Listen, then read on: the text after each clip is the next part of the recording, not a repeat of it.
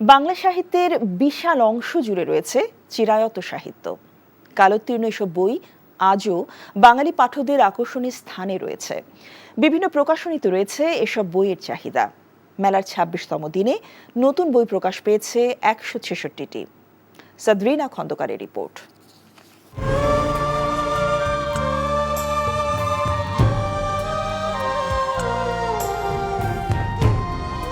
বাংলা সাহিত্যের চিরায়ত বইগুলো যুগান্তরের সঙ্গী। সাহিত্যাকাশে পুরনো কিছু বই রয়েছে যা যুগের পর যুগ ধরে পাঠকদের মন জয় করে আসছে। এই বইগুলোর চাহিদা চিরকাল। যুগান্তরের সেই বই পাঠকের হৃদয়ে থাকে সবসময় সবকালে।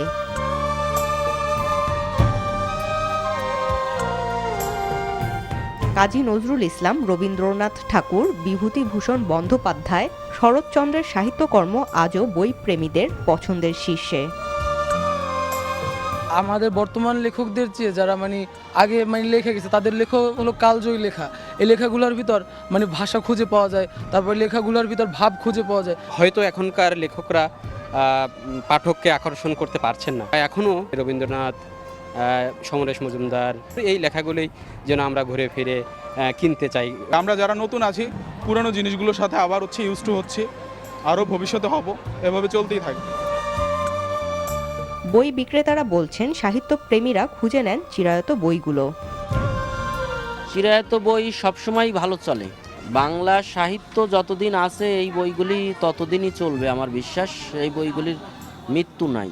নতুন লেখক তো আছেই, পাশাপাশি আমার মনে হয় পুরাতন লেখকের প্রতি আজও পাঠক এখনো আসক্ত। বুধবার মেলায় লেখক ও নাট্যকার ডক্টর লিপি মনোয়ারের নাট্যগুচ্ছ, সেরা গল্প ও সোনালী স্বপ্ন নামে ৩টি বইয়ের মোড়ক উন্মোচন হয়েছে। সাদরিনা খন্দকার, এনটিভি নিউজ, ঢাকা।